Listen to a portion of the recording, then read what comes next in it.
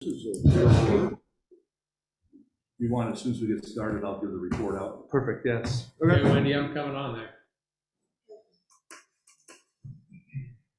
Is that the right button? No, to the right. Yep, the green one. Yep. Do you have the agenda packet there?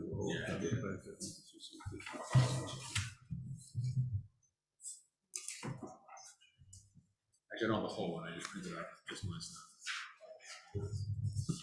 We ready? Okay, this is right there. Okay, all right.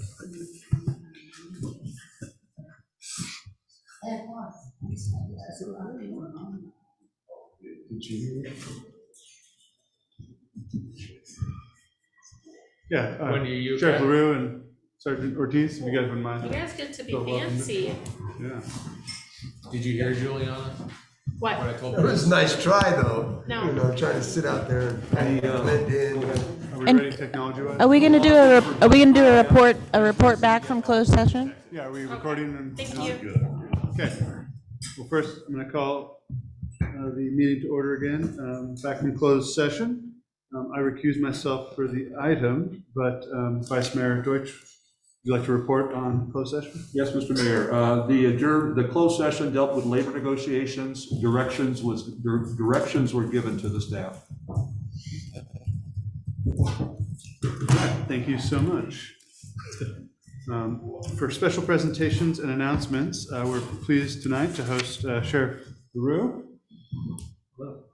and Dunsmuir's own Police Chief Sergeant Ortiz. They're going to give us an annual report. Would you like me to stand or Stacy? If you could stand by the microphone or pull that microphone there. Yeah, hold microphone down. Whatever you prefer. Whatever's easiest. This one work? Can you hear me okay? Okay, I appreciate that. Sheriff Jeremiah LaRue, Dunsmere resident. You probably don't know me. I appreciate your time this evening. Annually, we share the stats for the Dunsmere city contract, so I'll do that. There's a lot of stats. I won't go through all of them because you'll probably be asleep by the time I'm done. But I want to touch on a few things and just sort of do a brief overview. And then Sergeant Ortiz is going to go over the stats for this month or last month, I'm sure. Sorry. So our contract is for 5,280 hours of service. And last year we provided 6,014, which is 734 hours above the contract. So we're happy to do that. And 232 reports were taken. And when you look at the percentage of the contract, we were at 114% of fulfilling the contract. As usual, special events, we help out with as many as possible, which include Railroad Days, Homecoming Parade, Dogwood Days, and the Peter 5/8 movie production. Hope you all remember that. Some significant cases, as you're probably aware of, we had a homicide last year. We are still investigating that. That was submitted to the district attorney's office. And the outcome is yet to be determined. That's going to be depending on how they're going to be handling that investigation. We've had several assault with deadly weapons that were successful arrests. And one event last March was a barricaded subject that we successfully got out without anybody getting hurt, which was good. The subject had a firearm inside a trailer. And so our crisis negotiation team responded with our special response team and successfully got that person out of the trailer. That person is now serving time in prison. Not sure when he'll be out, but it's always nice to have when you have a serious event like that and no one gets hurt. That's ideal. Doesn't always happen, but we were thankful for that. And I attribute that to the training that we have with our special response team and the crisis negotiation team. They train constantly. And they use amazing tactics to be able to get people to comply with them. So it's pretty neat to see that in action. So that's a little bit about what we had. There's lots of different stats I think you guys have attachments with. If there's any questions, I'm free to answer that. But we look forward to the future contract. I know we're going to hopefully be able to get a better contract that I feel Dunsmere deserves, and looking forward to those discussions in the future. Thank you so much, Mr. LaRue. I have one basic question, because our contract's based off of a fiscal year, which for us is July 1st through July 1st. I assume this is for just the calendar year, 2021. So which part? I'm sorry. Meaning, like, our contract is, the year begins July 1st and ends June 30th, Yes. based on the contract, so like the amount of hours. Is this to reflect just the calendar year 2021? Or was this the year that ended back in July? As far as these stats, calendar year. Okay. Does that make sense? It does, but since you were referencing the total hours, that would be, Oh, yes. it's a reference of 12 months. Right, yes, Yeah, it's just 12. making sure. Yeah, I'm sorry. Yes. And I know, just pointing out too, that it's 114%, is that what you mentioned? So, Yes. but we still only paid 100%. Yeah. So we got 14 extra percent. Yes, you get 14 free extras. Not a bad deal. We appreciate that, sir. Are there any questions? Councilman Ar? Well, one of the reforms the city's trying to do is instead of just 12 months at a time, Yes. we now project our budget out a couple of years. It seems to me it would be useful to do trend lines. I mean, was the 6,000 hours an aberration, and you could reasonably think in the next calendar or fiscal year it will go down, or realistically, to keep the citizens safe and the services we need, 5,280 hours isn't enough? Yeah, well, just a little on the contract hours, and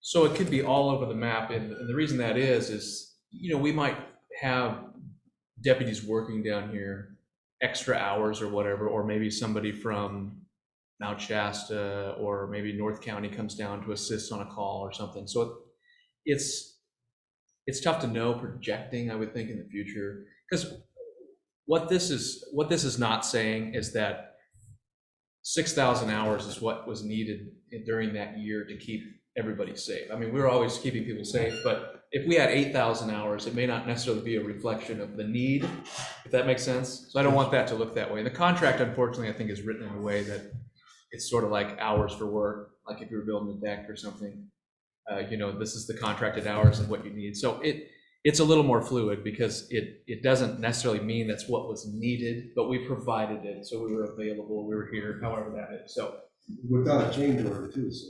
no change. Right, No. yeah. Exactly. Thank you. Any additional questions? That's a mile of hours, 5,280 is a mile of hours. It is. That's exactly correct. It's a lot of hours. But we do appreciate going the extra mile, Yeah, and we really appreciate being a small town and having access to your guys' larger department and the depth that brings with it, where you have a crisis negotiation team. A lot of small towns, especially our size, if they had their own force, wouldn't have that depth or specialty. So we really appreciate what the department can bring to Dunsmere. Mr. Mayor? Yep. The one question I have, and I tend to ask this whenever we get a chance, is how do you see things in Dunsmere as far as crime compared to other times? What are your feelings about what's going on and how it's changed because of COVID? As far as crime, well, COVID has changed everything. I wouldn't say necessarily with crime. What we've seen, people are at home a lot more in the last few years. I wouldn't say there's any exponential increase in violence that is occurring at home. We haven't seen that. Surprisingly, this last year was relatively mild for Dunsmere in terms of our stats or our violent crime, I would say. So when you compare Dunsmere to other areas of the county, I feel like Dunsmere does better because it's incorporated and there's a watchful eye between neighborhood watch and good citizens that just keep an eye on everything, and then law enforcement. It's much more consistent. What you'll find in the counties is oftentimes, it's sparse between people and law enforcement, so a lot more theft occurs in those areas because, we might be on the other end of the county and people can then show up and burglarize residences and whatnot. So that's always a struggle for us. But in Dunsmere, it's a quick response and we're relatively,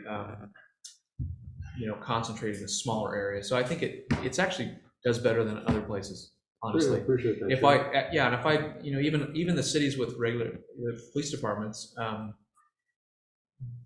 Dunsmere fares pretty well compared to them. Myrika is, I think, struggling. I'm not going to speak for the chief of police or the city council there, but they have a large influx of different types of people that are up there. And so Dunsmere has fared relatively well over the years.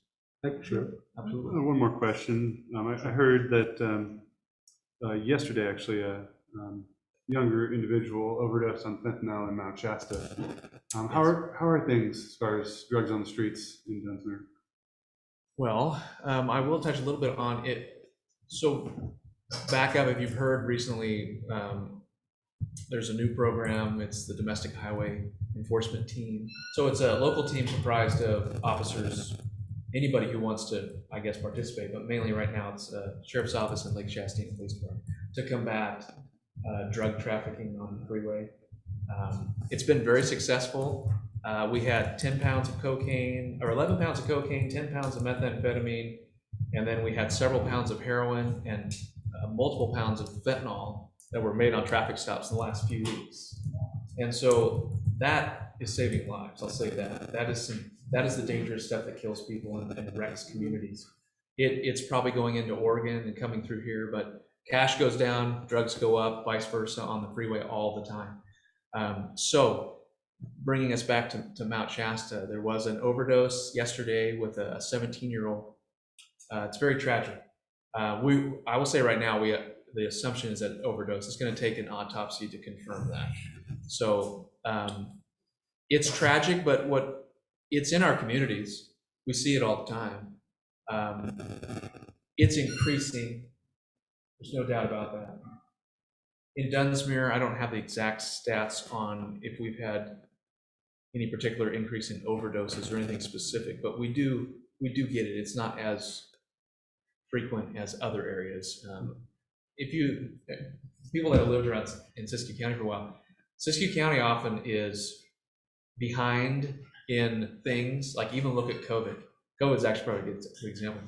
It caught up, but it took a while. Same thing with trends with drugs. It also it catches up. So there's many years that went by, we didn't have fentanyl overdoses. Other places were getting them, Bay Area, and then it's now come home at a smaller scale, but that's usually how Siskiyou County is. It just takes it a little bit longer. So we're committed to combating that, but I would say nothing remarkable in Dunsmere specifically. We know it's here, but it's not rising to the level of the overdosing that we're seeing.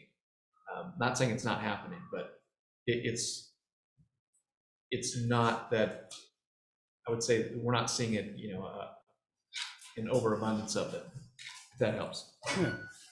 Are there any proactive efforts put towards combating the movement of such drugs within our community?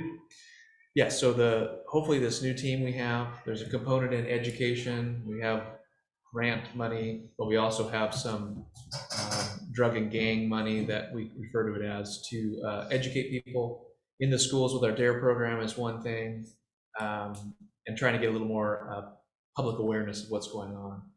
Public health is, if you're aware of what they've been doing, whether you agree or disagree with it, they have a syringe exchange program they've been trying to do around the county. Yeah, Dunsmere is actually going to be the recipient of the first. Sure. Right, and that was a new thing that I think I helped them work on last year. So it's a touchy subject because it might appear that we're giving out needles to people, or I'm not, but public health is, but it's so bad with overdoses that we're trying to find a way to encourage or discourage things like the communicable diseases that are out there, hepatitis C and whatnot. And if it's going to happen, they're trying to find a safer way to let it happen, I guess, so to speak. There's pros and cons of that. But addiction's a horrible thing, and the reality is that it doesn't just change overnight. So public health is trying to find a way to meet people where they're at and try to see if they can change their lives with education and awareness. So the county's partner with that, and we also refer people to that with services as well. Yes, and you mentioned, I just want to point out to the community that the Sheriff's Department has been making a great number of stops at the schools and interacting. I think it's something that's really improved in the last year. We really deeply appreciate that. Particularly as the Sheriff Academy or the Police Academy of COS is now a viable route for people coming of age to pursue. Yeah, I'm pretty proud of that since I helped get that going. But also, the sheriff's office actually has quite a few of those people that I think we're up to. I don't know. I want to say we're pushing 10 that came from that academy. So That's great. it's exciting just because that's the whole goal is you get people to stay local and they're from here, they go to school here, and they stay here. Because Do you know there's anybody on the force like that, Sheriff? what's that? Do you know anybody on the force like that, Sheriff? Maybe me. I mean, that's right. I'm still here. Yeah. So, but that, there is something about that is special, and people that are from the community, there's a little something about it that we cherish because there's a little more ownership in why you do what you do. It's not always perfect, but there's just more meaning behind it, I feel. Thank you. Is there any additional questions? Thank you for your free time. Absolutely. Yeah, thank you. And you should know that I've heard nothing but great reports on Dunsmuir's new police chief, Sergeant Ortiz. We're very pleased with the communication. Let's keep it that way. And his dedication to attending council meetings. That's good. Good to hear. Thank you. Did he want to do some figures? He said he had some figures to share or not? Oh, yes, we have this month. Okay, so, Grab the mic there, sorry. don't yell at the TV again? Thank you. So, for the month of January, the Sheriff's Office provided 579 hours of service. We had, so I should have probably printed some more of these out. So what I did is I did the comparison, this last January compared to 2021 January. So I've got several stats here. I'm happy to provide a copy, but I'll just kind of hit the high points so I don't put people to sleep. So last January 2021, the Sheriff's Office fielded 153 calls for service. This last month we did 305. So that's nearly twice as many. We took 28 cases last month. Last year, same month, we did 14, so that doubled. We conducted 30 traffic stops last month, and last year we did 10, so that tripled. We issued 5 citations this last month. 5 of them were cite and release warrants, 5 were traffic related, and conducted 4 arrests. As you pointed out, Mayor Brian, the school checks have gone up exponentially. This last month, we did 47 school checks alone, where the previous year we did 18. And security checks in general, we did 45 versus last year's 21. But month to month, it seems, other than a lot more proactivity and a lot more presence, it seems like the crimes have and the calls have gone up, but nothing alarming that I've seen. In fact, the assaults, comparing the 2 months from the 2 years, we're actually down 1 assault.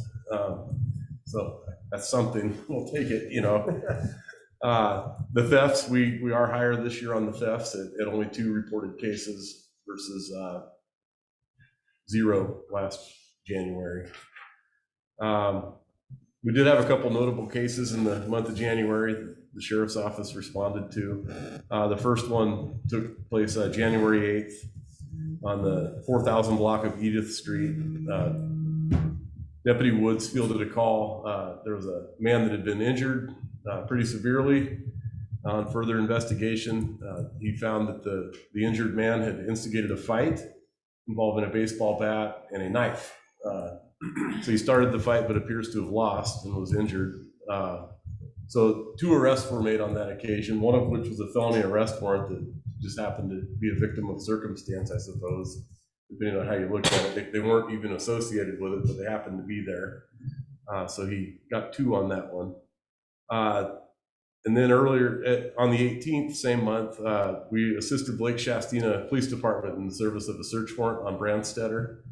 That search warrant was in relation to a Lake Shastina residential burglary where firearms were stolen.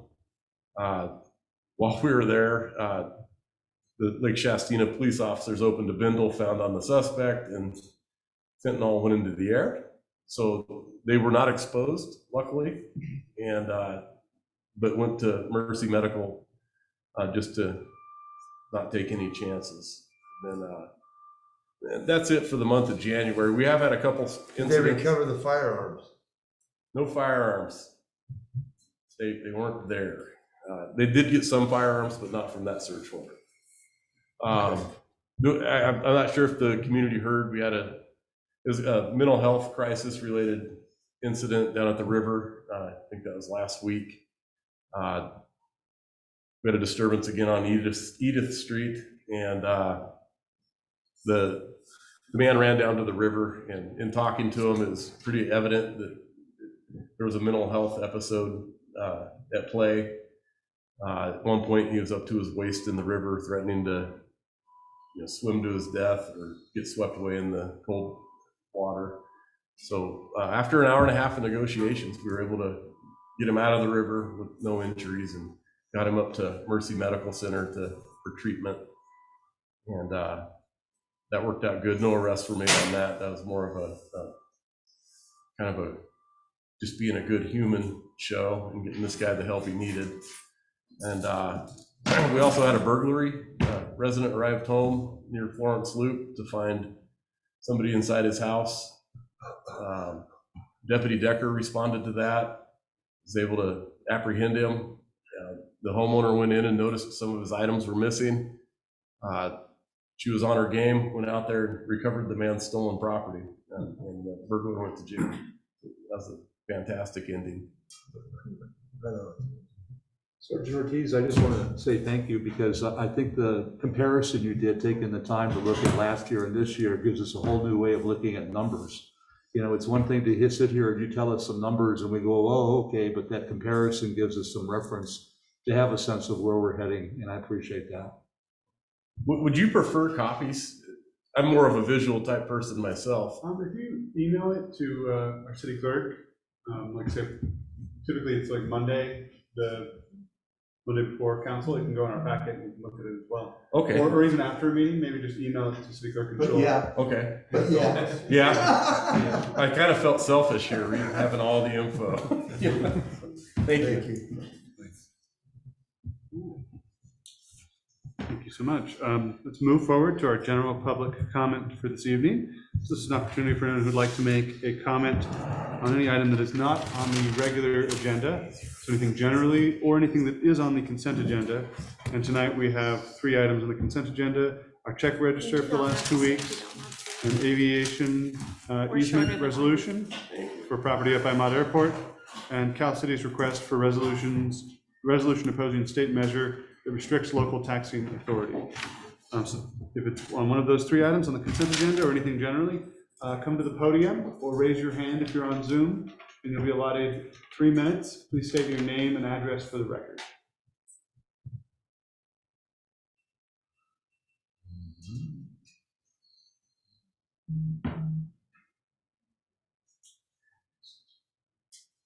Yeah, feel free to come up to the podium.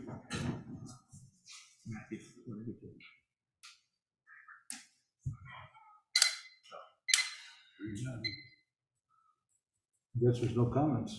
Okay, seeing no comments in the room, I don't see a raised hand on Zoom. I will close general public comment for this evening. And we'll proceed with staff and council comments. Let's begin with Acting City Manager Michelson. Right. Yes. Thank you all. First thing I want to point out, there are 2 Mitsubishi wall hanging units. They are not hooked up yet, but they will be very soon. All Trade has been working very hard, very diligently. So we are very, very excited about that. It should be nice and warm and cool and just the perfect temperature. Just a couple quick brief updates. I've seen a couple emails go back and forth regarding the Travelers building. So not much to report there at all, but there is some conversation going back and forth. So how positive. Butterfly Bridge, we had a meeting down here. It's going to be very complex. The main points that I'd like to get out right now for Butterfly Bridge is for the citizens to please be aware that the bridge will be out for some time while it's being constructed. So that means we'll have to head down south, like on South Butterfly, and cross on the downstream bridge, Sheer Ave Bridge. So please be patient with us as we do it. We're still only in the 30% phase right now, so this is still a ways off, but I'm just trying to preface. Let's see, we're working, Vive Broadband is applying for permits to install some battery backups. So that's an emergency type system. So it's kind of exciting.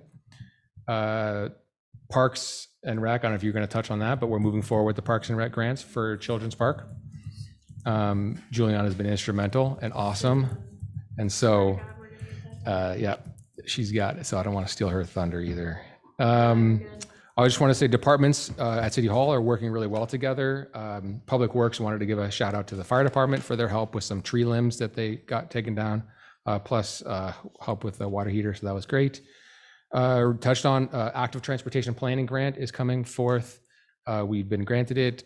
So we will be eventually looking for constituents out there that want to work on bike lanes or pedestrian lanes, things like that. So we're gonna, there's a current RFP out to the public for prospective people to write an active transportation planning document. Airport's moving along. We're working on a potential 5-year go forward. There is some BIL, and I can't remember what that stands for now, some infrastructure law, something or other. Essentially, it's potentially more money for to help at the airport. There is it's called STIP, State Transportation Improvement Program. We are looking at Apple, Branstetter, and Hope Streets. It's a complete overlay. So that's very exciting. We're in the engineering phase of that. So finally, we might be able to get some smooth streets, at least for some of them. We are moving forward. It's a much longer process, but there's a broader spectrum of streets for the future. And then I do want to, I don't know if Deepak was going to mention it, but they, Linda Shaven has been working fantastically on fire mitigation practices. So kudos to her. I think that's it. Thank you. Mr. Kenny, do you have any? No. Thank you. A quiet lawyer. The world needs more of them. He's more than welcome to remain. Mr. Kennedy, do you still need to be here? If there's a reason I don't see you staying around. I think there was another item he wanted to be present I for. wanted to make sure we get through the consent, deal with the consent agenda, the easement issue. Yeah. Okay. Well, thank you for sticking around. All right, Councilman Keisler, would you like to begin? Sure. First of all, the Rotary golf tournament's coming up in April. There are $50 tee signs. If you have a business and you want to promote your business, it's a good way of getting it out there. All the money goes to the backpack program for the kids. It's a good program and it's a really fun event. Done it with them for a couple years, and there's lots of prizes. They got lunch when it's all done. It's a really good time. So, and like I say, everything, if you don't go, you can advertise your business. If you like to play golf, you can play golf and get teams together. Get a hold of me or any Rotarian will tell you about it.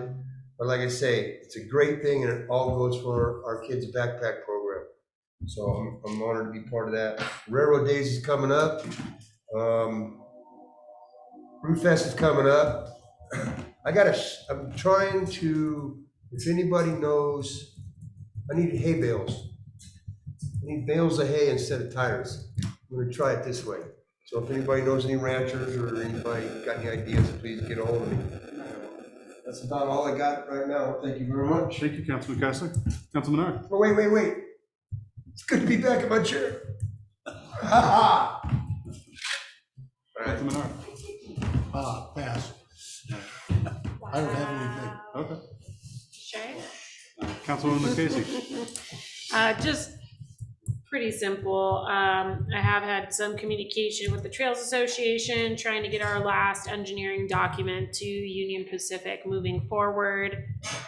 Just trying to make sure that keeps going forward at a consistent consistent pace. I've had 3 nights of late night meetings. Well, he's doing pretty I good. am tired. Same thing for the per capita grant. It looks like there's a light at the end of the tunnel. We have technically been told we are getting full funding, but we still do not have a contract from the state, which seems to be a reoccurring theme with other cities. So it's not just us. So just trying to finalize that documentation so we can purchase the equipment this summer and get the equipment done in Children's Park and get the purchase done. So I appreciate Blake and Rico and everybody who's been working on the land acquisition portion of that, because it's been a bigger project than I would have preferred it to be. And then I just have a committee report when we get to that point. A quick question on that. Is the land acquisition moving forward? Yeah. I mean, Yes. do we know when it'll close? Should be, there's something came up, we'll have to look at it, but it's moving forward. Yeah. Thank you. All right. Councilman Deutsch. Thank you, Mr. Mayor. First of all, on DPAC, I have gotten from Linda Shaven information on the alarm system that they're looking to move up to. The one that we have right now with power out and other things like that, it could be a problem. So I'll be bringing that back to Blake with regards to the COVID funding and looking at that as a source for that. With regards to the chamber, I've got some good news. The chamber's in the process of negotiating for an executive director. It's in its final stages, so I can't comment any further on it, but it looks like it'll be good news and there'll be somebody in place to start taking things on. They also had 2 new members to the board of directors. One of them is here, Ahmed Toski, and the other one is Pastor Jack. And I don't know his real name and all of that, but he's also going to be a director on the board, so that's a good sign moving in that direction. From my position on the COS Foundation, I do want to let the community know that as far as fundraising, we do the fundraising for scholarships for people to go to COS, et cetera. And since we haven't been able to do some of the things we've done in the past because of COVID, what we're doing this year is a raffle on a 2021 CF Motto Z-Force 800EX. It's a utility vehicle, UTV, and I have tickets for that. They're $50 a piece. And so if anyone is interested, I'll have a picture of that. I'll be putting it on Facebook and everything so that people know about that. So that'll be out there. And finally, with regards to the consent agenda, item C, I would like to make a comment on that as a representative of as representatives of the Sacramento division of the League of California Cities. We've talked about this item, which is the request for resolution opposing state measure that restricts local taxing authority. And I just want to make it clear that from everything that we've heard and everything that's going out there, this could be a devastating blow to our economy, the ability for us to charge fees for services, a whole bunch of other things. So I'm glad we have it on here and I hope we support it. And I just wanted to make sure that was out there. That's all I have. Thank you. Thank you so much. I have one great piece of news to report. I was told to pass it along to the public. The details aren't totally secure yet, but it does appear as if this summer Union Pacific will be bringing one of their historic steam engines through Dunsmere and will stop here. We'll have more details coming up on that, but we definitely want to promote that. Well, don't bring on railroad days. They won't. They'll bring it on their own schedule. So we'll get more on that, but Their response would be, why don't you put railroad days when they bring it? but I think we can all look Union forward. Big one.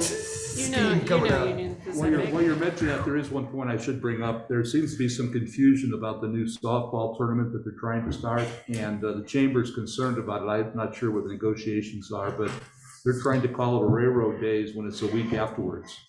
And so what the chamber, I think, is going to try to work with them is to change it from a railroad day softball tournament to a Babe Ruth softball tournament, something along those lines. But there could be some confusion going with that.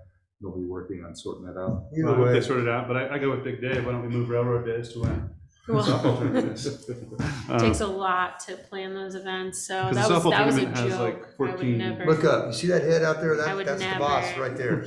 Okay. All right, we're very appreciative of all the work that goes into Railroad Days. Thank you. And everybody that works on it from Christmas till June. It's really appreciated. All right, let's move forward to committee reports. Councilwoman Lucchese? I have to begin by apologizing. We did not have quorum for Finance Committee meeting. It decided to weather on Monday. I say weather because it started with a drizzle in Wairika, it poured, and then it was snowing in Weed and at Black Butte. And I was more concerned getting home than remembering to tune into that meeting. So I apologize. Perfect Valentine's Day weather though. Yeah, I not driving home, no. But yeah, so I apologize for the quorum issue there. The other one is I attended the Joint Powers Authority for the Siskiyou County Integrated Waste Management Group today.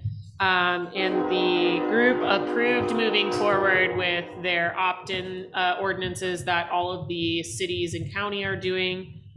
We had a lively discussion about the county possibly not opting into the new law and what that means for everybody else.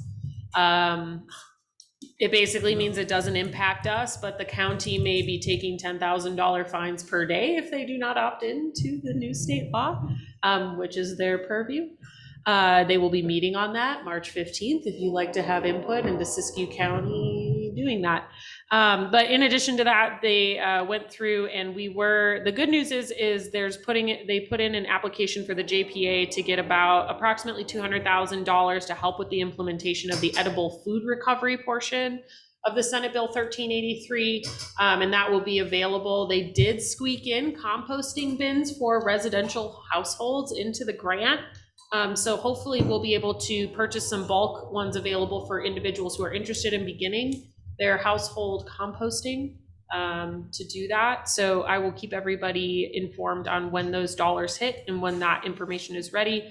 The purpose of that grant is to help the cities absorb any new edible food products coming from this legislation, to help the food banks increase their capacity, as well as looking how to better our food recovery programs from grocery stores, large supermarkets, and conference centers. Question? Yeah. Michael Bush had a good point, and when we start getting into the idea of both individual composting and then picking up food from the thing, we're going to have to really deal with the bears, come to grips with it, because it'll be a situation where we're providing a smorgasbord for them if we don't, make sure we get containers that'll be able to be safe. I just wanted to point that out. Yeah, and just to put it out there, Michael talked to me before the meeting, and just to kind of address this, one of the big issues going around is that the SB 1383 does not require residents to do anything. Right. There is no mandate for residents to recover edible food. There is no mandate for residents to compost. It is a mandate on commercial businesses that generate food products. Oh. And it has requirements for cities to provide curbside green waste and organics for composting bins and services by 2026. Thank you so much for that, but let's, sorry. That topic comes up later. Oh yes, thank you. But yeah, so that was pretty much it. And then we are possibly gonna have another meeting in a month. Any other committee reports? No. I have one small one. As a LAFCO commissioner, I had my second meeting since I've been appointed to that board. And the main thing is we're considering, we didn't receive a satisfactory response to our RFP for doing a new master plan for the fire districts. We're supposed to update it every 5 years. It hasn't been done since 2006. So that'll be kind of a bigger project for them. And I'll look forward to working with the chief on how that interacts with us here.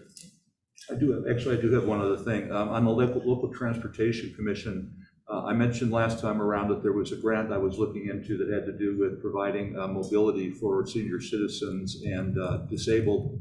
It turns out that grant is a short-term one. It's due 3/2, and so I'm coordinating with Angie Stumbaugh, who's a transportation manager, and she and I are going to continue on and use this as a poke to get us started for next year's go around. And the idea that I'm kind of pursuing right now, working with her, is that I'm going to put in a request to study the idea of what it would be like if we had the individual routes in each city, and do a cost analysis of how that would compare. So theoretically, particularly with, when you look at Wairika needing transportation around, all of these things would help with ridership, because one of the key elements for local transportation is the ridership, and we're really struggling with that because right now the whole model is simply based about getting people to Wairika.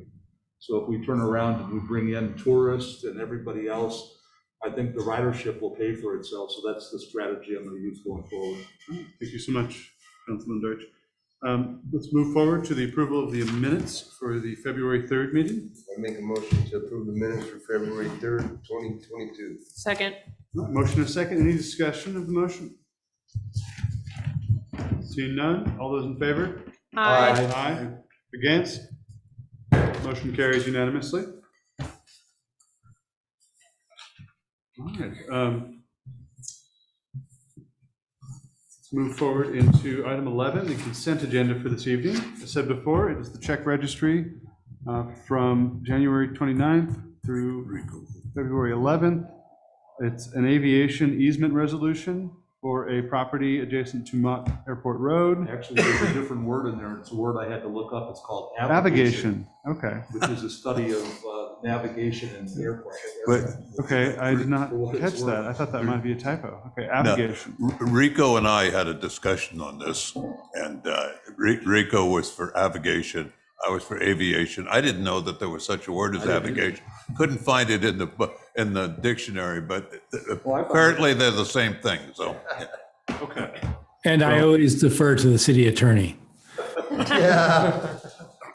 So Unless- my correction, the avigation easement, and then Cal City's request for resolution opposing state measure that restricts local taxing authority. I make a motion to adopt the consent agenda. I second. All right, any discussion? See none, all those in favor, say aye. Aye. Against? Motion carries unanimously. We have no public hearing tonight, so it brings us into Drive careful, John. old business. Thank you, John. Thank you, John.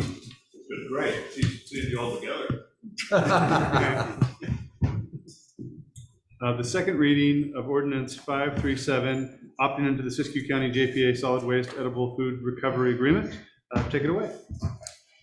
It is a state mandated opt-in, which is very, we talked about today at the JPA, is kind of a misnomer because you really can't opt out. Because if you opt out, it's at least a minimum of $10,000 per day until you opt in. How many She days said could a you go? day. She said a day. A day, yeah.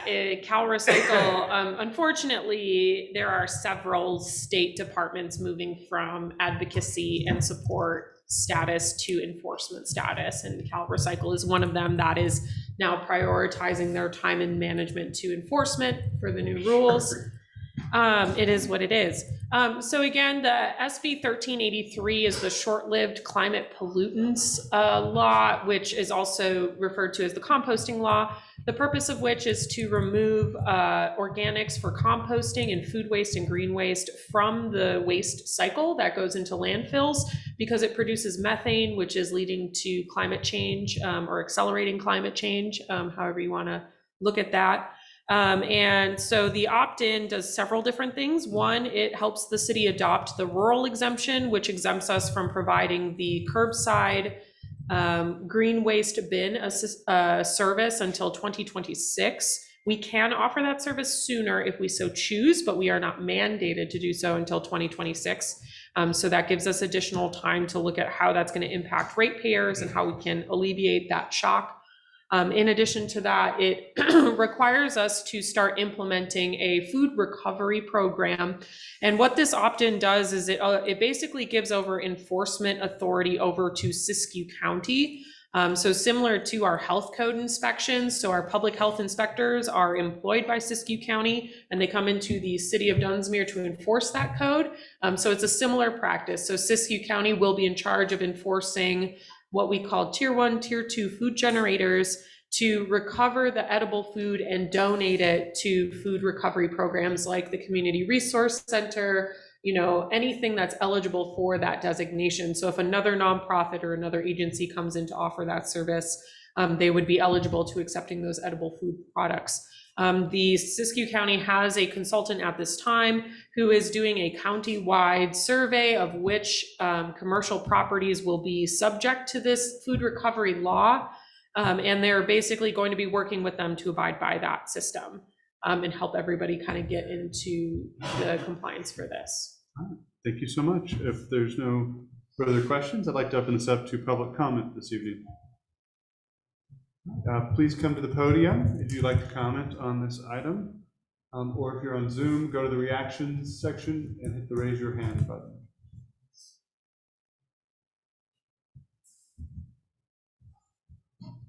Seeing none, I will close this item to public comment, and we can proceed with discussion. I'm ready to make a motion. Proceed. I move that we waive the second reading of ordinance 573, and then we adopt ordinance 573, opting into the SCWMA edible food recovery ordinance. Second. All right, motion and a second. Any discussion? All those in favor? Aye. No, I, Aye. All those against? Motion carries unanimously. A day? A day. Damn. Minimum per day. Minimum. So we're now in our item for new business. We have some exciting items tonight. Bum, bum, bum, bum.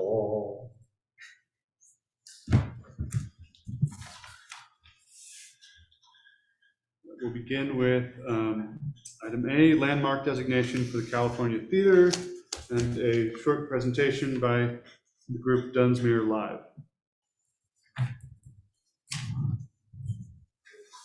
Good, you want me to go for it? Yeah. All right.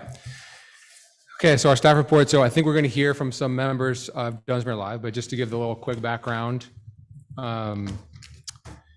So what is being asked of City Council is to hear and potentially act on a report from a citizen group, Dunsmere Live, regarding a petition that is signed 444 times, at least that's at last count. I told them to stop at 444 because I like that number, but I'm sure they could have gotten more. To designate the theater as a landmark. Okay, so background discussion, right? So the citizen group created the petition. So the landmark is according to our Dunsmere City Code, which is 17.28, which the specific title I have right here is historic preservation. So that's what 17.28 deals with. And it's to protect, enhance, perpetually care for structures, districts, and neighborhoods of historic significance. So that's the main broad overarching goal of 17.28 in the Muni Code. So 17.28.060 provides for review criteria for a landmark designation. 17.28.070 provides the procedures for a landmark designation. 17.28080 provides the procedure for designation of a historic district. Okay, so I just mentioned those things to make the claim that there currently is a historic district, and there are criteria and procedures for a designating anything a landmark, any property a landmark. So there, 17.28 contains a whole host of items, requirements, things, procedures for material change, right? Sign regulations, preservation, reasonable maintenance, unsafe, dangerous conditions, so forth, that you can read in the staff report there. The staff report also mentions that the current historic area is shown in figure 17.28 as well, which is on the second, it's on page 49 of the agenda packet. So the theater and city staff has not had a chance to we haven't seen the actual petitions. We don't know what the petition is specifically asking for.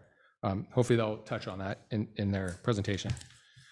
But the theater itself does lie within the historic district, and so that led to staff's opinion and comment is to say that whether the theater is a landmark or a historic district, which it's already in, then there's no further advantage or whatever terminology you would like to use in the fact of placing a landmark designation on that particular property. So that's the staff's determination, but It is very true that citizens, and we hopefully will hear from them, that they clearly wish that council take action to designate the theater a landmark. And then a Um, rock down there. And so I did note in here that I think I hadn't talked to the property owner, and that was true up until yesterday. I did speak with the property owner, Mr.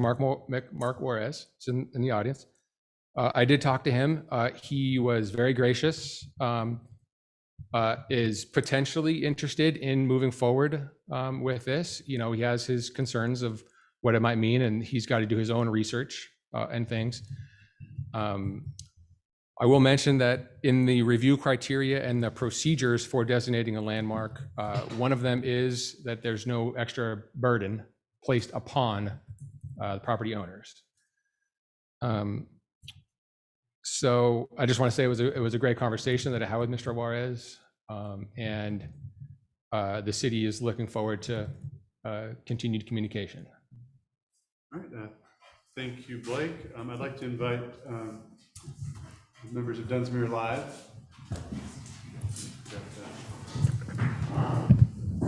Good evening. Good evening, Mr. Mayor and City Council members. My name is Sandra Hood. I'm a member of the organization Dunsmere Live, and I live at 6235 Hill Street. We're always saying we'd like to see more citizen participation in local government, correct? Well, here you go. We have 444 people signed this petition. The petition speaks to the desire in all of us in this room to have, quote, preserve and maintain the California Theater as the crown jewel of our historic district. Now, my understanding is that the city has already taken an important step in that direction with its inspection of vacant buildings, including the California Theater, to make sure they are up to code. Let's be clear about what we're doing here tonight. We are launching the first of many public discussions about the rich history and the future of the theater. Discussions that will involve Dunsmere citizens, the members of the Planning Commission, and the members of our City Council. What we are asking you here to do tonight is to authorize the drafting of a proposal to go to the Planning Commission for landmark status for the theater. Now, Ron McLeod, one of the founders of the Historic District, and Tim Holt of our organization, Dunsmere Live, have volunteered to draft this proposal, which will be reviewed by the city planner, Rico Tinsman, before it goes to the Planning Commission. Now, this approach should minimize staff time and expense to the city. To be clear, conferring landmark status does not provide any additional protections to the theater beyond those already specified in historic district ordinances. What landmark status will do is affirm the theater's important role in the Dunsmere history over nearly 100 years, its distinctive architecture and importance as Dunsmere's most distinctive and prominent building. Granting landmark status will also help pave the way for state and federal landmark designations and thereby facilitate grants for the theater's renovation. We regard this as the first step in a long and fruitful, hopefully very fruitful discussion that will ultimately result in the reopening of the theater as a major step towards the revitalization of our downtown. Now, I'm sure everybody here would like to show that they support the idea of the theater coming back alive again. So I certainly hope to see that. Thank you. Real quick, could you stay there? Are there questions of Dunsmere Live? And if Tim and Ron want to join for the questions portion? Yeah, for questions. Yeah, council would like to ask Yes. Dunsmere Live some questions. Could let me get the podium first, mate, for the Zoom. You have to come to the If podium. you guys could come to the podium, please. For the Zoom people, they Yeah. can't, gotta get there. These would be representatives of Dunsmere Live. Thank you. Yeah. I believe Councilwoman Casey is before. No, you didn't go ahead. Age before beauty. First, No. Okay. Do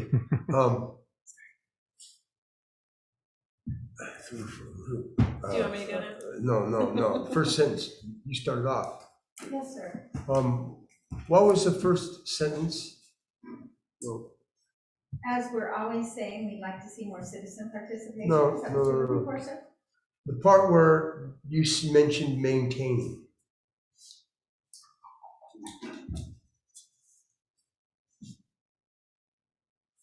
Well, preserve and maintain. And maintain the California Theater. So this is your goal or is it expected of council?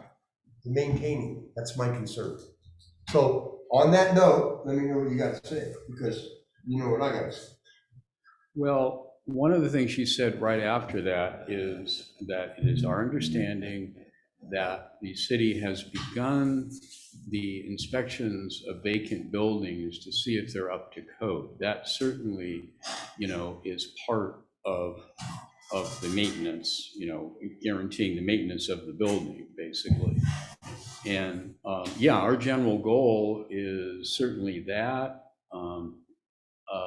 But right now, what we're trying to do is engage the council and the public in the beginning, of a discussion about ultimately getting the California Theater open.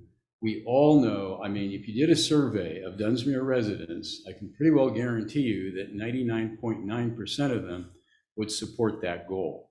But, I'm probably giving you more answer than you need, but that's true. But the problem is, how do you get that process started? It has been vacant and really not operative for, I think, almost 20 years now. And so how do you get that off the dime? And so that's what we're trying to do here tonight. Does that answer your question? Yeah. Okay. Councilman Lucchese? Yeah, I have several. In terms of this group, what has been your experience working with the actual property owner, and how do you aim to work with the property owner moving forward in the future? So the position of Dunsmere Live is, again, our goal, our mission is to get the California Theater up and running, whether it's with the current owner or some other entity, some other organization, possibly a nonprofit. We have not and do not at this point intend to form a partnership with the current owner. We're just saying that is our general goal, and we are not being partial or picking, who's going to be the person or entity who gets it up and running, if that answers your question. Mm-hmm. Okay. I think one of the things to look at through our research is that starting the landmark status at the city level, it could easily go, would help promote it to the state level, which would help promote it to a federal level. And with those different steps, different grant monies become available to whoever owns that building that they could apply for and use that specifically for any of the repairs, renovations that are needed to bring the building up to a viable arena for events. Yeah, I remember with the it Travelers takes Hotel. those little steps. Pardon, sir? I remember with the Travelers Hotel, it was the same thing, the idea of being able to tap into the grants that would come because of the status it had. Right, so these little steps would, actually, because it's easier to do it at the city level to get that landmark status. It's a little more complicated to go to the state level to get landmark status. Then, of course, federal is a whole another ream of paper to do that. But when you go those steps, different doors open, and the doors open to different grants that might be available to whomever owns the property. And they would enable that person to renovate and bring that up to, like I said, a viable arena for entertainment and for a revenue for the city. If I could add just one thing, connection with your question.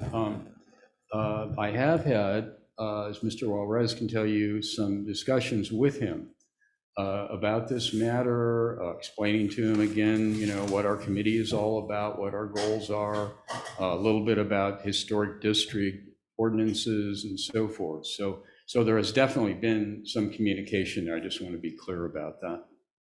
All right, thank you. I do have several other questions. If you want to go first, that's fine. I guess, which grants specifically are you looking to apply for? Because my understanding from the state grant side, at least, that the city of Dunsmere has to apply to become a local certified government to engage in those, or it can be a local property owner. And my understanding is that there's been very few conversations with him at this point for this type of program. So which grants in particular are you looking at as an organization to move forward with this? I don't necessarily think it would be grants that our organization would apply for. It would be opening up the doors, because right now we are limited. We can do, we can light the fire. We can look to encouraging the property owner to finally do something with this building, and advising them, that look, you can look at these are certain areas you can look for, these are things you could apply for, because the business owner themselves could, all the property owner themselves of historical buildings can go ahead and start applying for that landmark status. And that's happened before, where they have a historical building. They've been able to get grants. I think it's happened to a lot of the Harvey houses throughout the Southwest. People have picked those up and then have brought them back to life. And they do use certain grant procedures to do that because they've been designated as landmarks. So in terms of your organization, who ideally is going to be applying for these grants in the future and moving through the state and federal landmark status? Okay, just to be clear, Dunsmere Live does not own the California Theater. So we wouldn't be. So there's no way, we have no standing at this point to apply for a grant. What we're saying is whoever, so if we move forward with this landmark designation, and as Sandra pointed out, making it easier to get similar designation from the state and federal level, whoever owns the building after we've gone down that road will have an easier time presumably getting grants for renovation of the theater. That would be whatever grants are available at that time. But it really, I just want to stress, it's premature to talk about Dunsmere Live applying for any grants right now because we don't own it. Again, I didn't ask you to. I'm just curious. I was curious who you would ideally see applying for these grants. Oh, who we would ideally? Actually, ideally, it would be great if the current owner would take those steps. Because I think there's quite possibly the funds there that would help him along to do that. So in terms of preservation, what type of preservation are you anticipating for the theater? So generally there's two schools of thought. One is a scrape theory, which is basically looking at modernizing part of it to open it for people to go into. The other is holding it to the true historic value of that property. So which type of preservation are you looking to do for this? Or in terms of the other things that you've mentioned, is the ultimate goal to open the theater or is the ultimate goal to preserve the theater? I would say a little bit of both. You could preserve some of the style of it, like the Crest Theater in Sacramento, the Cascade Theater, some of the original design of it. But I think also because of the age of the building, you would have to look at what did you call it, the scrape theory. Scrape theory. Scrape theory, because you would have to bring it up to code, and you'd have to bring it up to standards to house any entertainment at all. Now, I'm not sure exactly what they went through with the Cascade or with the Crest Theater when they renovated those and brought them up to code, but they would have to bring them up to code, and it might mean sacrificing certain things. So if we were to move forward with this proposal and designate this a locally historic landmark, and say that nobody moves forward with grants, what would your anticipated reaction be to that?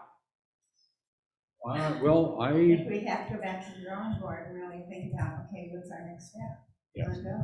I'm assuming that somebody is either the current owner or some other entity is going to step forward and, you know, get it renovated. There are several different scenarios, but, you know, you could have somebody with a lot of money coming in, you know, and just renovating it. But my guess is that, you know, nobody's going to want to take that chance that if it's not the current owner, that it will be some form of a nonprofit like Jefferson Live, which is the nonprofit that renovated the Cascade Theater. So if we, yeah, so I guess my there's no- point is, if we do move forward with this, you do not anticipate the city becoming the person who's going to be in charge of moving forward this aim to preserve and open the theater.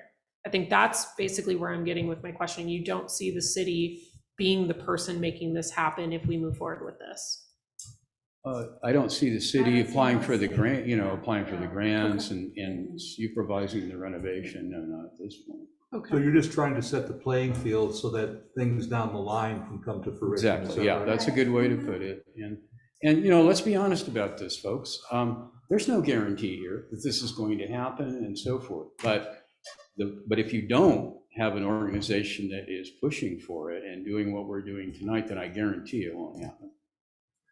Mr. Mayor, could I ask that the gentleman in the middle that doesn't seem to be saying much, give his thoughts? I'd like to hear your thoughts. I have a specific question for the gentleman in the middle, who's also the official town historian, I believe. At least you are tonight. The historic district person. I have heard a story that when the Masons were building the temple, they were short on the original budget for the theater. Sorry, building the theater, not the temple next to it. When they're building the theater, they were short a certain amount. And so they raised the funds by some sort of bond to the citizens of Dunsmere. If you know about that story, could you? I don't know about bonds, no. I know that they set out to raise $60,000 to build the building, and we're about $40,000 short. Yeah, the story I'd heard, I think, had to do with the citizens of Dunsmere funding the other. It's in the Dunsmere Centennial book. It was shares. They were sold for $100 a piece. That was part of their fundraising effort, right? Yeah. Anyway, I was asked to present 150 years of the theater's history in 3 minutes. So I asked notes. Just to set the stage on what the theater is, how it has become what it is. Before the automobile came to Dunsmere, everybody rode horses. And there was a need for a place to keep the horses, obviously. And a good flat spot is the spot where the theater sits today. It was a flat open area, and there was a spring-fed stream flowing through it, ideal for people to keep their horses. And it was fenced in and was made available to the public for their horses. In 1903, a feed and livery stable opened on that spot.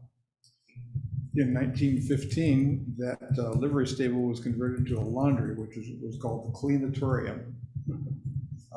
Strange name. And their primary goal was to take care of the railroaders' greasy coveralls. All the railroad workers, which was almost everybody in Dunsmere, greasy coveralls, and the housewives really enjoyed having the laundry there to take care of that. So they didn't. This is before washing machines were invented. In 1922, the Dunsmere Masonic Lodge purchased the property. Cleanatorium was torn down, and the famous San Francisco architect Carl Werner was contracted to design the building. I'm not a Mason, and so I can't speak with authority, but as I understand it, a Masonic Lodge cannot engage in a commercial business. They can, however, own their lodge and lease out a portion of that lodge for a commercial enterprise to help to support the expenses of their lodge. They did set out, as I mentioned, to raise $60,000 was their goal. And final cost of the building was over $100,000. That's in 1922 dollars. I'm not sure what that would relate to today. 1926, the theater opened. It was opened by T&D Junior Enterprises. Seated 800 people and featured a state-of-the-art Wurlitzer pipe organ. That pipe organ was later shipped to Skagway, Alaska, and has been moved around the country since then, and I'm not even sure where it is today. It was quite a thing. The theater showed silent movies and later talkies and featured a lot of vaudeville shows.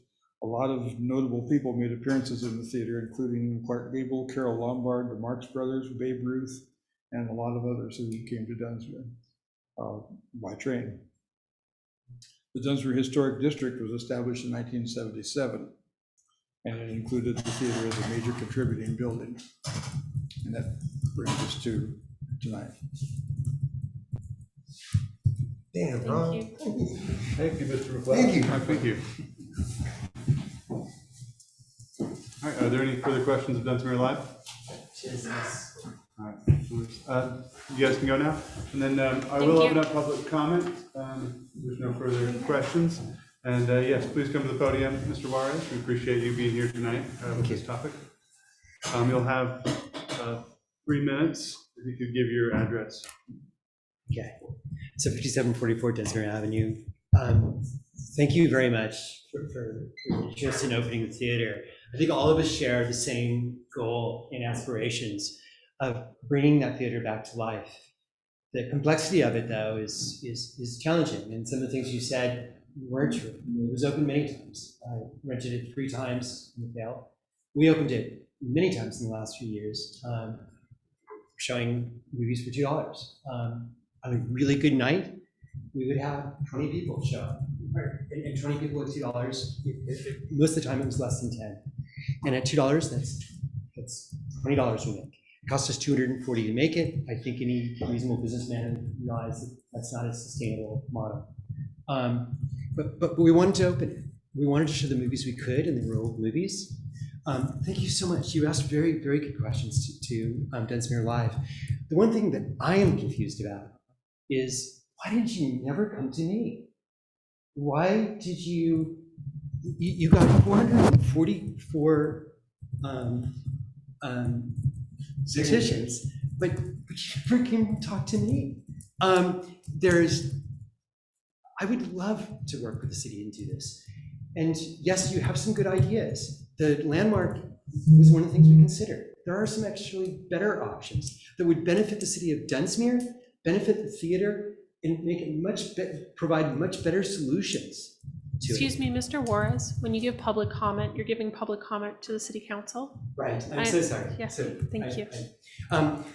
So there are some better solutions. You asked very good questions. The grants are best applied for through the owners of the theater or some similar methods. You're very familiar with that, so I don't need to. They're very good solutions, and we're very, very interested in working with the city. The one question I asked repeatedly was, what did that look like in terms of renovation of the theater? But nothing was ever communicated. You asked very good questions. Mr. Mayor, I have an idea. Could you guys talk and then come back? No, we're in the middle of public comment. Please refrain. Yeah. So I don't quite understand what they're envisioning by renovation, but you're absolutely right. There's we want to preserve it as best we could to the 1926 as it was opened and preserve the oldness of it. At the same time, we realized there are some improvements that need to be made and modernized, but can it be done in a way that preserves as best as possible the look and feel of the old theater? Showing movies is not viable. Netflix and other things, Mount Shasta Theater drained that theater of it. Steve Nafee, who was a brilliant businessman from which I bought it from, and we worked collaboratively together after the purchase of the theater, just realized that that was not going to be a viable option for it. There are many viable options. What we're looking at is many things. We met today, we met days ago before that, and throughout the last months of many different organizations who want to work collaboratively together to bring really viable businesses to the theater. So if you could just finish up in a sentence or two. Sure. Thank you. So we're very, very open. Thank you. And likewise, I did have a really good meeting with Blake, and I appreciate that. And the openness of the city. If we work together in collaboration, we could accomplish so much more. And that's all I'm asking. Thank you so much, Mr. Juarez. If anyone else would like to make a public comment on this item, we do have Zoom. You can raise your hand. I do see one there, but is there any more in the room? Well, I guess we'll go with the one that's raised currently. Siskiyou County. Hello, Dunsmere City Council members. My name is Patricia Lord, and I'm the Executive Director of the Siskiyou County Arts Council. I want to thank you for your attention today to the issue of the California Theater. I'm sure as City Council members, you take great care to respect the balance between personal rights and social responsibility. I'm speaking tonight to draw your attention to the ongoing challenge of rural Main Street development, economic sustainability, and the need for investment in grassroots generative strategies to cultivate resilient, walkable communities. You are all just as aware as I am of the significance of the California Theater, both in terms of local history and culture, as well as its relationship to the overall vibrancy of Dunsmuir's Main Street and surrounding businesses. I've spoken with other city councils regarding strategies municipal governments can take to encourage both individual property owners as well as the community as a whole to ensure Main Street and downtown business districts support a diversity of activity that actively contributes to the benefit of the community. My ask of the Dunsmuir City Council is that you pursue relationships with community members and organizations to develop a multifaceted approach to encouraging greater activity in and surrounding the theater. The specific tools that the city may have within its authority may seem ill-fitted to address the issue while respecting the nuance of the balance between personal liberty and social responsibility that I mentioned earlier. However, I believe that a reasonable solution can be developed in conversation with the community as a whole. So again, I want to thank you for your time and consideration, and please do not hesitate to reach out to me through the Siskiyou County Arts Council if you are interested in continuing a conversation. Thank you. Thank you. All right, thank you so much. Thank you, Ms. Lord. Patricia. All right, if there's any additional public comment, please either come to the podium or raise your hand. There's another hand up there. All right, Alan Clotho. Hi there. This is Alan Clother. I live at 4409 Oak Street. I moved here this last summer into a house that's been empty for 17 years, and we're in the process of bringing that house back to life. I had an interesting conversation with a neighbor across the street. He said, "I love what you're doing to the place." And I said, "I haven't done anything outside really yet." He said, "The lights are on." And I think what you're hearing from the community is a desire to see the lights on in the buildings of Dunsmere, especially the historic ones. Our house dates back to the days of a railroad shack in the 20s. People know this house, and it's been empty for so long, and demonstrates community apathy, I think, that we really don't care if we're propagating an apathetic community with rundown buildings that are underutilized. And so I guess what I'm looking for from you guys is what your vision is for the utilization of the buildings throughout the city, whether they're houses or businesses that have become rundown or empty, even store hours, stores that aren't open during times when tourists are nearby. And so, you know, as I look, I'm investing in Dunsmere with sweat equity every day. And I want to believe that all of us have the same attitude, that we want to make Dunsmere a better place to live and a better place for people to want to come visit. We can quickly look at the McMiniman brothers in Portland, where I come from. They move into historic buildings and renovate them and turn them into pubs that become centers of activity. And so that's just one option for the theater downtown. Anyway, that's what I got for you guys. Thank you for all of your hard work. Thank you. All right, thank you so much. Thank you. If there's any further public comment, please come to the podium or raise your hand. Seeing none, I will close public comment for this evening. And we can move into discussion. May I begin? Yes. So I ask a lot of hard questions because historic preservation is a very expensive field. And if you are coming to the city for local designation, the thing that happens with local designations is it turns into a local enforcement and a local maintenance. And so that is why I ask those questions. Now, you know, I understand we have the property owner here and thank you for addressing us. But one of the things I hope you take away from tonight is that the community as a whole, or at least 444 of them, are not happy with the progress that has been made to date. And I think that needs to be something that you take home with you. You know, I ask the hard questions because I like things done well, because things that are done well have a long-term success. And I want to see it open just as much as anybody else. Frankly, I love historic buildings. I think it's a beautiful asset, but I think it is a lost asset at the moment. I'm happy to move forward with a local designation. I don't, as the finance chair, we do not have a budget to spend staff time on this. We do not have a budget to have Rico spend time on this. And based on conversations with Rico on a professional matter, Rico does not have a ton of time to focus on this in terms of the other mandates that the city must make, which includes our housing element update, which is due by November. It includes fire safety updates, and his support for other initiatives that we have already prioritized in our budget. So my concern is the financial impact and time impact to Rico and staff's time. And again, back to the property owner, if this is something you are seriously considering, genuinely, you need to work with other people, and we need to see steps moving forward to make this something viable. I can sit here and talk about every single dream that I have for Dunsmere. I come up with several every walk I take in the morning with my dog when I see vacant properties. I would love to buy every vacant property that I walk past and make it better. I would love to do that. Realistically, though, I do not have money to do that. I do not have the time to do that.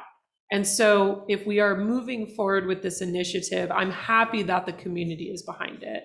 But we really do need the time, the resources, and frankly, again, success comes from the property owner being involved. And I appreciate the grassroots effort, and I'm very supportive of that. Moving forward, though, this needs to be a bigger conversation with him. And again, like I said, Mr. Juarez, please understand that you need to start working with the rest of us who are doers. There are many dreamers in the world, and we need people like you to dream big things that the rest of us cannot imagine. But we do need you to also collaborate with the doers who are realistic and able to achieve what we all want to do.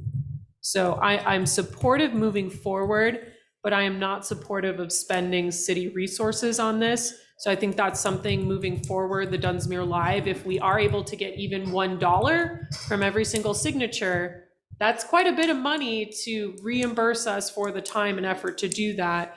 And again, we're outside of public comment, and we can talk afterwards. But I don't see us having the financial resources at the moment to do this. So I'm supportive of this endeavor, but I would like to see more information coming forward on how this is going to be paid for. And I want to see a realistic timeline and actions moving forward. So my motion at the end of this would be to table this until Dunsmere Live brings more information on how they're going to finance and a timeline moving forward for all of the local and the state grants and things that they wish to achieve. Thank you, Councilwoman Casey. Councilman Deutsch. Thank you. I support everything Councilwoman Mukasey just brought up. The big thing that I think is hopeful here is that there has been some communication amongst the players, and with the idea of tabling this, I think the idea is to table it with the idea to figure out how effective this communication can be, you know, what direction to take. And so with regards to coming back, once there's been some development, I would hope that we've got a better sense of where we're apart as far as a vision and the steps to take, and where we're close. I mean, I think that would be our next step as a council, is to see what progress has been made with this communication and see where it goes from there. Councilman Well, I was one of the first signers. My name is on that petition somewhere. I would not have moved to Dunsmuir I would not have invested in Dunsmuir were it not for the California Theater. It is an iconic building, and the differences I have with staff is if you look at page 49, the historic district, and Ron sort of hinted at it, but you'll see, and this map is probably what, 20 years old? When the map was done, all of the buildings in the historic district were inventoried, and they were separated into two categories: contributing and non-contributing. There are some buildings in our historic district that aren't that special. If they got knocked down and replaced, it would be a regular event that's occurred through the fires and the floods of Dunsmere, but I don't think that attaches to the California Theater. If we went through the planning commission process with the notion that you already have the town historian and a pretty good writer volunteering to work with the planning commission and the staff, I don't think it's going to be a huge investment of resources to say whoever owns that building, whether it's the current owner, a nonprofit, whomever, you can't take down the blade sign. And the Masonic distinctive features, you can't take those away unless you convince the city that the landmark designation is overcome by something greater than that. I was mayor of this town when the lower marquee got damaged, and we did our best working with Mr. Juarez and the Planning Commission. But if you look at the lower marquee that currently exists on the theater, it's not historically authentic. The communication and the lack of citizen involvement, the city got what it got. The concrete bump out underneath is a silly piece of work. The underside of the marquee was pressed tin.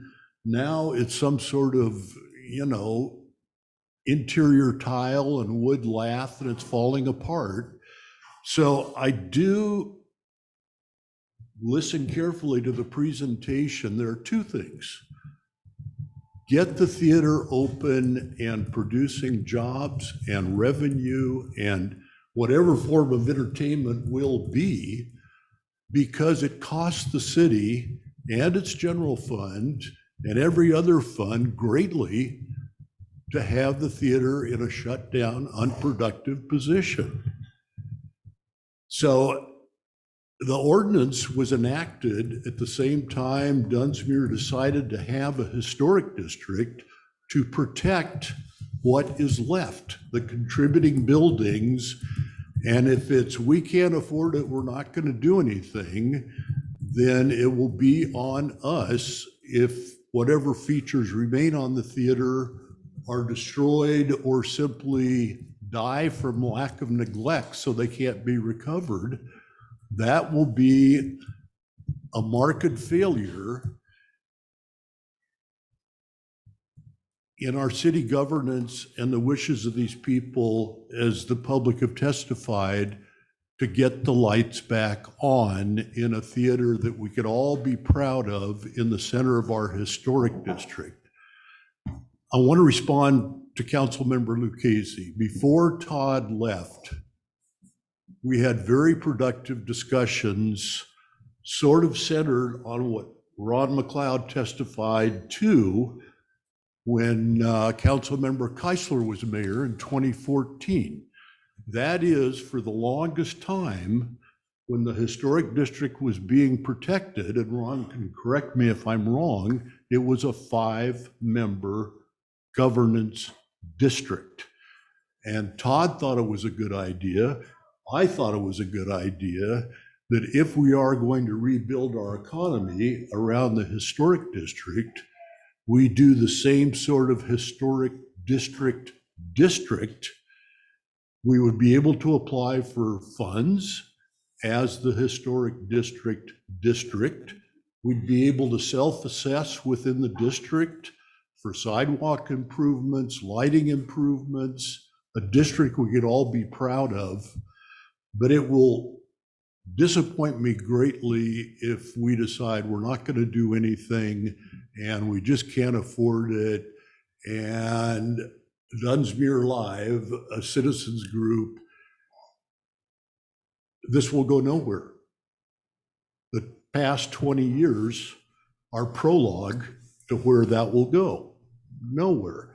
So I strongly support enforcing the ordinance that we have before us that says the Planning Commission, with the applicant, with Dunsmuir Live, hopefully with a very minor contribution from our professional staff, does the landmarking as the first step to where the community wants to go. So I would like to see this matter referred to the Planning Commission, and that would be my motion. Thank you, Councilman. I was gonna say, can I ask 2 questions of Councilmember Garth? Sure. Okay. So I guess first part of it is you use the word applicant. So in the planning world, the applicant is the one who pays for the application to be put together and considered at the Planning Commission level. So going back to my point and my concern is, who do you envision being that applicant taking this to Planning Commission? Everybody wants to see further conversations on the big picture. Knowing it's in private ownership, the community, I'm just echoing your comments, the community's not happy with the status quo. So we have a perfectly good planning commission. It's a public forum. Why not use the process that's in our ordinance? The 2 members of the planning commission are supposed to have special provenance. So the first meeting would be with those 2 members of the planning commission and the parties. City manager wants to come, fine. Rico wants to come, fine. But use the planning commission at this point, because we're so busy and we're so broke. If it requires raising funds, if these are mostly taxpayers here, ratepayers, they pay their monies for something. But the notion of option 2 is to get a handle on how much will this cost the city? And what is the timeline? And can we all work together? The do nothing approach or the tabling approach is the status quo. Well, I guess let me rephrase that. So for example, in our municipal code, there are several other ordinances like a conditional use permit, a variance. In those ordinances, when someone wants that, they apply to the city. They provide the city with a fee to cover the time estimated or the average time it takes to provide an oversight of that, to facilitate the process, basically. Understood. So again, that's my point is, are we looking at the property owner being the applicant paying for that? Are we looking at Dunsmuir Live being the person doing that? I guess that's my point is I have no problem referring this to Planning Commission and enforcing our ordinances. But again, who is preparing the staff reports? Who is facilitating the meetings? How are we making this go in a productive, logical, straightforward manner? Because obviously at this point, we've discovered is there is a disconnect between the property owner and the general interest. So that's my point, is that there does need to be some kind of clarification of that. So option 2, further investigation would be required to determine total cost and time needed. So yeah, and that's basically what I asked, was to table it to get more information on the cost and what the next logical steps are to move forward. But you logically can't do that until you have the players in the room. Yeah, so I guess. Okay, Yeah. Councilman Kaiser, I'm waiting a long Okay, time. so now, No, this is not a back and forth. I Public got a comment, choice. Unfortunately, is over, but we would like to hear your thoughts later on after the meeting. Sorry. I love you to death. Peter got a point. Peter got a point. Why are we gonna table it to bring it back to us? No. I'm gonna second Peter's motion to send this to planning commission. Let them deal with it there and then bring it back to us. 444, he's right, the light's gotta be on, and his way is the way that the process goes. So yes, it goes to planning commission, and I hope you guys can get your, you hearing this, Mark? You guys work together on this? But that's. Thank you, So I second Peter's motion to send it to planning commission. Okay. Well, I haven't yet shared my thoughts there. They echo everyone's really when it comes to, if you ask anyone who's been to Dunsmere once, the first thing they'll talk about is the beautiful California Theater and the downtown behind it, either direction. It's the most beautiful, most historic, and it just touches me to my core what type of community we are. Fierce railroaders, didn't always want to be a town, haven't always wanted to remain a town, but that when it came time to it, people bought shares to get this building built that they could be proud of. So I do think it has a extreme importance to our town. And I'm very hesitant to have the city take on any further liability or even any further expense, particularly ongoing when it comes to enforcement. But it's kind of been explained to me that we have two things at work here. One is a largely symbolic, important, I believe, but symbolic designation as a landmark that's being asked of us to refer to the Planning Commission. The other is our already in force, maybe not fully enforced, historic district ordinance. So I propose, the symbolic one, really comes down to just how much will it cost? And I think we can all agree if it's within a reasonable sum, it's something we all want and all of our constituents want. So how can we not move forward with that? I think it would be, I think the money could be raised by the general public as well, because it's near and dear to all of our hearts. But more importantly, I think we need to, as a council, it doesn't have to be right away, I know we're on limited staff, but perhaps revisit the historic ordinance and where we're at relative to the stipulations in it. Because it seems like half of what we're trying to achieve here is historic preservation, and we've already been through that process, so perhaps we can pick that up at some point. Well, and I take issue with the word symbolic. It's not symbolic. If for the historic buildings I own, and I'm actually probably going to go to the Planning Commission to landmark the Southern Pacific mural inside the lobby of the bank, because I think for our community, that should be there forever, done by John Signor in perfect condition. If the owner of any of the historic buildings, if I want to dramatically change the facade and take away historic features, I challenge the staff to show me why I can't. Yeah, and to answer your thoughts, Peter, I understand why you'd feel like you'd want more than symbolism. I merely pointed out the landmark designation, it's been said time and time again, has no further stipulations than the historic district designation already in place. See, I fundamentally disagree. Well, And I think I disagree a little bit. So exactly what you just said, you are going to the Planning Commission to designate the mural. That's my whole point with this process, is we have a property owner who has not acted at this point. And then we have a group of people who are very interested, who can come forward and do that application process themselves and pay for the staff time to go into the staff report. That's my whole purpose, is I'm not saying don't act, I'm saying as an applicant. I agree with your concern, Councilman Lucchese. I helped kind of research part of this as the staff report was being put together. It's my understanding, and I could be wrong, I'd like to defer to our planner perhaps, but that the ordinance stipulates that it needs to be the property owner or the city or the Planning Commission. That's right, any of the three. It seems confusing to me that the Planning Commission would refer an item to itself, or that the council would refer an item to itself. That's pretty typical. Okay, Yeah. so if there is a limitation on it, that would perhaps be at play here. Yeah. If we had a functional protection for the historic district, either the two members of the Planning Commission would say, oh my God, somebody's ruining one of the historic buildings, they can act on their own.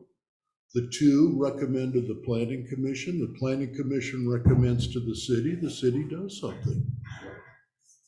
That's what the law says. No, it does sound like functional arrangement, but we do have our planner on, Mr. Tinsman. Would you like to weigh in on? I would, if you would like me to, absolutely. I've been sitting here all night for this. So the way I see it is when we were initially approached about this, and I'll just say, just to make it very clear at the beginning, landmark status, I understand what everyone's concerned with. I agree with them. Frankly, if the city wants to make that a landmark, understandably why, it's understandable. It's a lovely building. That said, as you've indicated, Mr. Mayor, designating this property a landmark confers no additional protections to it than it already has as a historic property within the district. When I talked to Ron, when this was initially brought forward by Mr. Arth and Mr. Holt, it was, we looked at this and we said, it's not very clear what the whole point of this landmark status is in the code. And, we looked at it and I go, man, I'm scratching my head. I don't understand what this is all about. It just seems to provide the exact same protections as the district. So I called Ron McLeod, better to talk to about it. So while Ron and I were talking, he said, yeah, when we did this, it was, as my memory serves, that was done, the landmark status was done to extend the historic district protections to properties that may not be located in the district, such as the ball field. So, that was where the intent is to be able to take, physically disparate properties and include them in the historic district protections. So again, but that's not, so as far as that goes, your comment about it being a symbolic protection, it's a symbolic statement in my mind that this is a landmark. So as far as sort of, kind of this, where this has been talked about, as far as leading down to grants and all the other things that, federal status and state status, when we looked at this previously, I'll just, got an email that I prepared that went to, Peter and Todd back in July of last year, which is that to obtain California historical landmark status, the building must satisfy at least one of the following criteria: is the first, last, only, or most significant of its type in the state or within a large geographic region, such as Northern, Central, or Southern California. It is associated with an individual or group having a profound influence on the history of California, or it is a prototype of, or an outstanding example of, a period, style, architectural movement, or construction, or is one of the more notable works or the best surviving work in a region of a pioneer architect, designer, or master builder.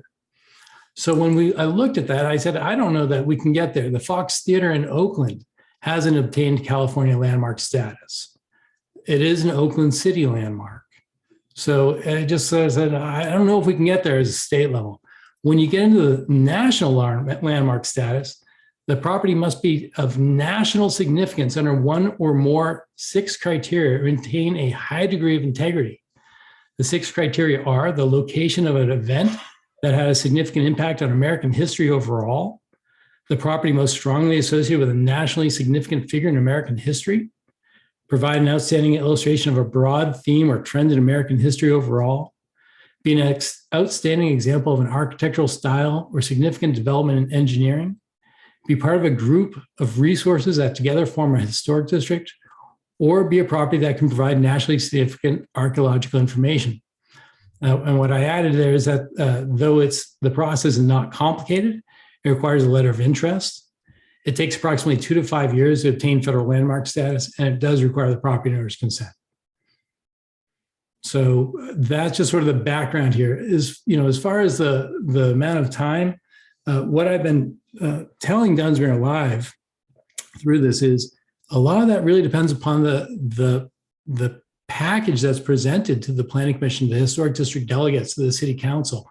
Really, and I think that speaks to Councilmember Lucchese's concerns. is that that information not be generated by staff. That is not the city's role, at least it doesn't seem to be the city's role here, though, as detailed previously, the planning commission, the city council, or the property owner, or the property owner's designee can initiate the process. But, looking at budget, from our perspective previously, all of this should be presented in a nice package for the city's consideration. And the hope, frankly, was that all of that would sort of be prepared in advance for this presentation tonight, so that when it came in, it was sort of like, look, we've already got all this work done for you. It's a matter of now taking a look at this and seeing whether you agree. So, and that's the way I see this, is frankly, it'd probably be better to table this. Give Dunsmere Live and the property owner a chance to work together. Give them a chance to pull together the information in support of their proposal. And if at the end of the day, it's symbolic, that's great. It's a landmark. That's okay. It's something that it's local pride. That's okay. Even if it doesn't confer additional protections, but it's something that is it is a movement to try to, it's something we all care about that we're trying to protect. So, but the reality of cost and time, absolutely, that whoever's pushing this forward should spend the time and the energy into demonstrating how all of the criteria for landmark designation in 1728-060, how that's being satisfied. All right, thank you for your input, Rico. Any questions of Rico? I do. Rico, so if someone were to put an application for the local landmark status together, the city council doesn't need to refer that to planning commission. They could just bring that to the city and then they would just automatically take it to planning commission, correct? Well, if it were done by the property owner as the applicant, you are correct. Absolutely. Or their representative, right? Yeah. So in this case, we looked at it and said, well, per the code, it's got to be the planning commission, the city council, or the applicant or their designee. And what we said is, well, that may be what it says, but that doesn't mean that the city council can't get a petition of a lot of interested property owners and then to refer the matter to the planning commission for review. So it's sort of a, whether you're initiating the proposal or initiating an inquiry into the proposal. Thank you. Thank you. Any other questions? Well, I just think that where we are right now is that we kind of have to table it, and I just think we should table it with the idea of bringing it back when there's some more work being done on it. I'm not sure what the status is of the motion that Mr. Art. Well, there are two motions as I have it. One was more. I didn't make mine. Mine was just theoretical or What my do you- preference. okay. There is one. I have motion one in that a was second. seconded. Yeah, there was one that was seconded. Okay. I will say, as you're discussing this and as the motion is going forward, whatever the motion is, I am happy and staff is happy. I am happy and staff is happy to send out letters to every property owner within the historic district current zone, stating that the purpose of the historic district is to assure that every owner of a historical structure has the responsibility to assure the perpetual use or occupancy of historical structures. So city staff is going to move forward But that has nothing to do with irregardless, landmarking. irregardless of whatever's going on here. I'm just letting it be known that staff is moving forward with adhering with 17.28. That's the other shoe, is we have the empty and abandoned building ordinance. That's the third shoe. That we passed quite a while ago. Right. Yeah. We have the City of Weeds experience. So either we learn, I just don't understand for Councilmember Deutsch, I don't understand what you expect to happen to try to support the citizen initiative. What do you think will happen? Well, I think that there's been a start of a communication that's essential to this moving forward. And I think we should give that communication a chance to percolate and see where it comes. So the idea of tabling it is simply to allow that to happen, bring it back, and we decide at that point what we do. Because right now I want to support it, but we don't have any kind of direction to move in terms of a motion. Well, the direction is to send it to the Planning Commission. Well, we do have a motion on the table to send it to the planning commission and a second. I was going to propose to subdue some of our concern over costs. It's not that I'm not supportive of spending city dollars on something that's important to our citizens. It's I want to know what it is, not that it's a blank amount. So perhaps if you guys are comfortable saying, $1,000 cap on this application process, we could move forward. I'd feel comfortable if I knew there was a limit on it and it wasn't I think open-ended. if we could start the process, we could get a report back from the city planner and the city man. If we have to raise money on a grassroots basis, I think it's important enough to these people that we'll do it. Well, then, would you be comfortable amending the motion to maybe say up to $500 or some set amount, and that gives us time to begin it, so I can at least have the insurance? If the motion is referral, at this point, $1,000 cap on city expenditures, and then we get a report back, how much is the whole thing gonna cost? And how's the procedure gonna work? I'm not in favor of that. I think from my personal experience, again, this is an application for something that is going to benefit, yes, it will benefit the city as a whole. Every project that improves a building or builds a new building and offers a service improves the community. But again, I think the onus is on either the property owner or their representative. There is nothing stopping Mr. Juarez from making Dunsmuir Live the representative to prepare a good application and background information on this. And that's my position on this. Okay. Well, where do we stand with the motion? So it would just be a call to question at this point. All right, so the motion was to refer this to the planning commission with a report back to us on projected costs with a cap currently of $1,000 city expense for this application process. And Councilman Eisler, were you okay with the seconding of that? I don't like the $1,000. I'm more happy with the 500. Let's just get it started. You agree with that? Fine. Okay. I'll second that as amended. All right, so we got a motion and a second. Does everyone understand the motion? Yes, sir. All right, can we get a roll call vote? Councilmember Arth? Aye. Councilmember Lucchese? No. Councilmember Keisler? Aye. Councilmember Deutsch? Aye. And Mayor Bryan? Aye. So 4-1. All right. I'd like to Motion thank carries. everybody. Yeah. Thank you. Thank you, everyone, and thank you for the lively discussion on this. I think Blake, actually, he's been researching the historic ordinance as he spoke with the letters and beginning enforcement on that front. And thank you, Rico. Thank you, Rico. Yeah, thanks, Rico. You can go now. Thank you all. Good night. All right, good night.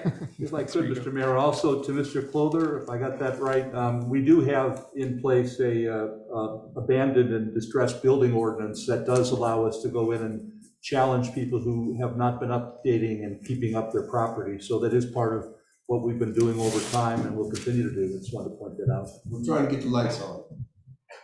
Well, I guess the other obvious point is if we had a Chamber of Commerce, they should be here.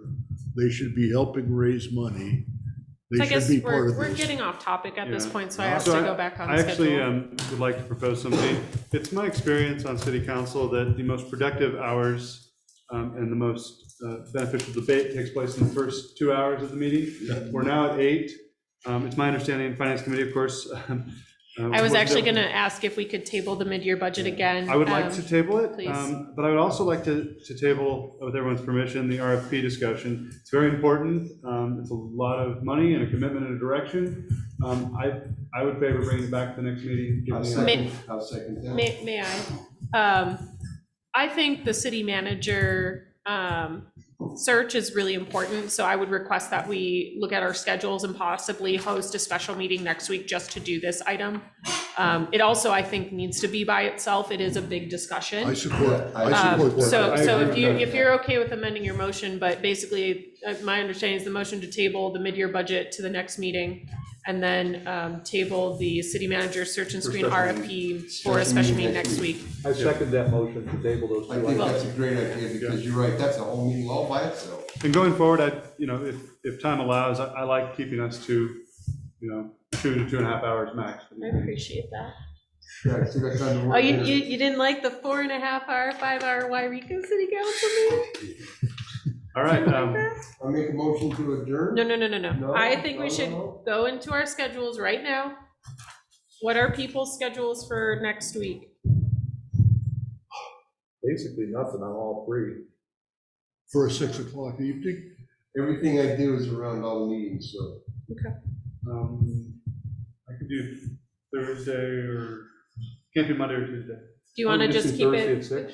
Thursday at 6 or Thursday at 5:30 or Thursday at 5:30 is better, guy. You're driving the furthest. I think DPAC is next Thursday, but they can be at the same time. Oh. But if anybody if anybody's going to be at DPAC for some reason, What time does DPAC start? Is it 6?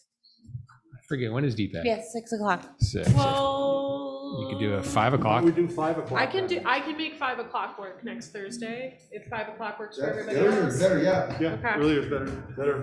All right. Okay, so we will table the city manager search and screen for 5 o'clock next Thursday for a special meeting. All right. Cool, thank you. Now you may adjourn. I'll make a motion that we adjourn. Second. All those in favor, say aye. Aye. Aye. Against? Meeting adjourned. Thank you. That was the foggiest item we've had in a long time, wasn't it? That was good. I like We haven't had a lively discussion back and discussion. forth like that on anything for a while. No, I have no hard feelings. I want to be that person that's like, oh. It's usually you. I should make you a t-shirt that says embrace the no. Feel your As far as staff time is concerned, we will stop processing the $500 worth of expenditure on that. The article is talking about. Yes.